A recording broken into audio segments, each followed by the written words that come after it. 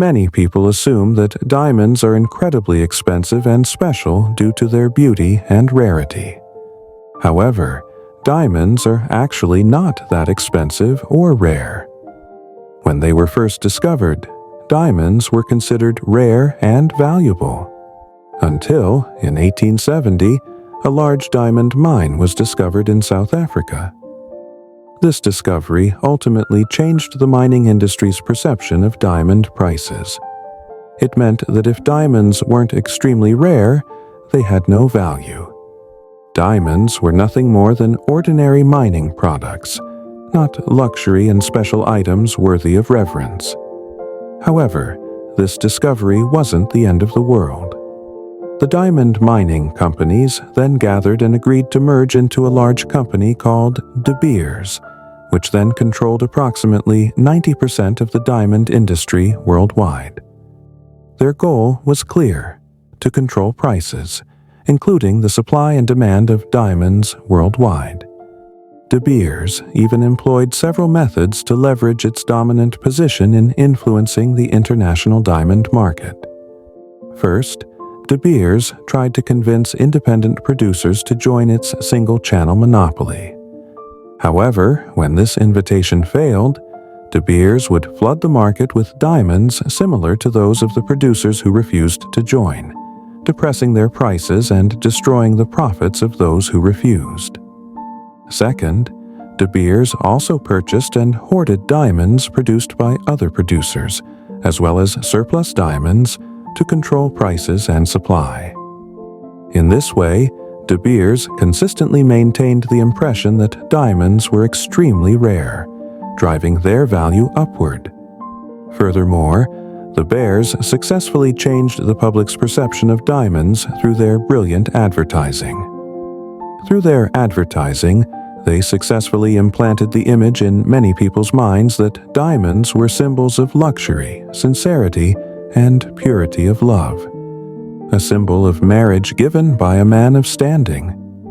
Since then, diamonds have captured the attention of many, so that they are no longer a valueless mining product, but rather a symbol of the purity and eternity of a couple's love. However, beyond the company's deliberate concealment of rarity, there is another, even more terrifying fact. Diamonds, long considered a luxury item, are often stained with blood. When diamonds were discovered in South Africa, the British and Dutch who controlled the area strengthened their control. Britain claimed the mining area as part of its territory, which then caused tensions with the Boers, or descendants of the Dutch, leading to the First Boer War from 1880 to 1881, and the Second Boer War from 1899 to 1902. Then, in 1888, Cecil Rhodes founded the De Beers Company, which later controlled the Kimberley mines and controlled global diamond prices. De Beers created a diamond monopoly by controlling the global supply and price of diamonds. This generated huge profits for Britain and furthered exploitation in Africa. To generate further profits, De Beers and several other diamond mining companies exploited local workers with low wages and extremely poor conditions. Workers often faced violence and injustice. They were forced to work in dangerous conditions without adequate protection. Furthermore, diamonds in general have played a significant role in brutal conflicts. For example, in Liberia and Sierra Leone in the 1990s, diamonds mined from these regions were often referred to as blood diamonds because they were used to fund rebellions, purchase weapons, and continue the civil war. In Sierra Leone, rebel groups used diamonds to purchase weapons, causing chaos and causing thousands of civilian deaths and injuries.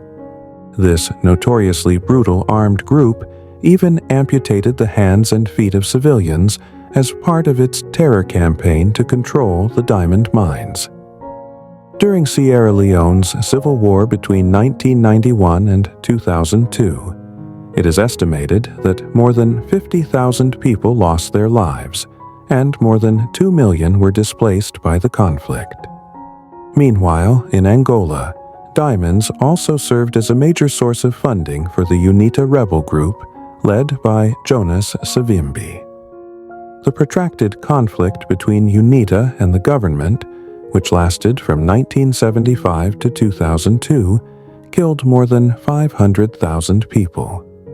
UNITA used their diamond earnings to purchase various weapons, continue fighting, and cause devastation throughout the country. Although the conflict over diamonds has ended, the mines still harbor a worrying legacy of slavery. The conditions of diamond workers in Africa are a stark illustration of exploitation, injustice, and serious human rights violations. Thousands of workers in this industry labor under appalling conditions, with low wages, high health risks, and inhumane treatment. They are experiencing modern-day slavery, where they labor under threat, without rights or security, simply to meet the global demand for diamonds. Diamond mining is known for its high risk of accidents. Data from the International Labor Organization shows that diamond mines in Africa have very high accident and death rates, reaching 8 to 10 deaths per 1,000 workers each year in illegal mines. Miners often face significant health risks, including exposure to hazardous chemicals, dust, and gases that damage the lungs.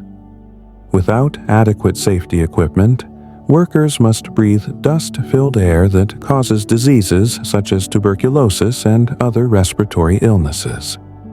Workers often suffer injuries or death from tunnel collapses, explosions, or being crushed by heavy equipment. In diamond mines in the Congo and Sierra Leone, fatal accidents are common, and companies often fail to take responsibility for the safety of workers. One of the most severe forms of exploitation is the use of child labor. Many children are employed in diamond mines in West and Central Africa. They are forced to work in harsh environments with heavy physical strain, such as hauling sand and soil, or working in small, dangerous tunnels.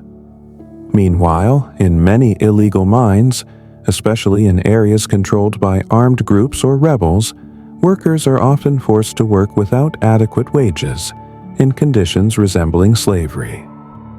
Diamond mine workers in Africa receive extremely low wages compared to the price of diamonds on the global market. In Sierra Leone, workers are paid only around $1 to $3 per day, which is certainly insufficient to cover basic needs. Meanwhile, in the Congo, reports indicate that diamond mine workers earn only around $50 to $100 per month, far below the poverty line. On the international market, a single carat of high-quality diamond can sell for more than $2,000. However, diamond mine workers earn an average of only $1 to $3 per day, demonstrating a significant disparity between the value of the product and the workers' wages. But even more distressing, many diamond mines in Africa use a profit-sharing system, where workers only receive a commission if they find a diamond. This means that even though workers have worked all day under the scorching sun, they receive nothing, without the diamonds they have recovered. This system is considered highly unfair, as only a small number of workers actually find diamonds. In the Congo and several other conflict zones in Africa, diamond mines are often controlled by armed groups or militias. Workers under these groups' supervision have no rights and are often forced to work at gunpoint. Militias also take a significant portion of the mine's output, leaving workers in dire straits. Workers deemed unproductive, violating regulations, or attempting to hide diamonds are often physically punished. In some mines, workers have even reportedly been tortured and beaten to set an example for others to discourage rebellion. Naturally, diamond mine workers often experience trauma due to the harsh working conditions, intense pressure, and threats. In some conflict zones, workers also frequently witness co-workers lose their lives or suffer serious accidents, which impacts their mental health. However, without access to education or other economic opportunities, mine workers are often trapped in a cycle of poverty. They have no opportunity to escape mining and often pass this condition on to the next generation. This is why more than 20% of diamond mine workers in West Africa are children aged 5 to 17. They work an average of 10 to 12 hours a day in extremely poor conditions. Poverty in diamond mining areas in Africa remains a complex and multi-layered problem. Although diamond mines generate billions of dollars annually, the majority of people living near the mines live in extreme poverty. They are trapped in a cycle of poverty that is very difficult to break due to factors such as exploitation, lack of facilities, limited education, and the dominance of the power of companies and armed groups that control the diamond mines. Diamond resources from mining areas are largely controlled by large international companies or local elite groups. They extract diamonds with significant capital but provide very little economic benefit to local communities. In the Congo, diamond mining contributes 7% of the national GDP. However, communities in mining areas only benefit from less than 1% of the mining proceeds. In many countries, such as Sierra Leone and Angola, where governments are supposed to be responsible for improving the welfare of local communities, Transparency International reports indicate that approximately 70% of revenue from the diamond sector in several African countries is used for the personal benefit of government officials or elite groups. Furthermore, many diamond mining areas in Africa are located in remote areas, with very poor or even non-existent educational facilities. When children are forced to work in mines to support their families, they miss out on the education they need to break the cycle of poverty. For example, in Sierra Leone, approximately 40% of children living near mines drop out of school beyond primary school because they must help their parents in the mines. Furthermore, diamond mining often causes significant environmental damage, including water and soil pollution that makes farming and other productive activities impossible. In diamond mining areas, rivers and other water sources are contaminated, making it difficult for local communities to access clean drinking water and for farming, which should be an alternative source of livelihood. Many communities subsisted on farming before the mines were established, but their land was taken over by mining companies or destroyed by mining. Once agricultural land is lost, communities lose access to food sources and alternative economic opportunities, leaving them with no choice but to work in the mining sector.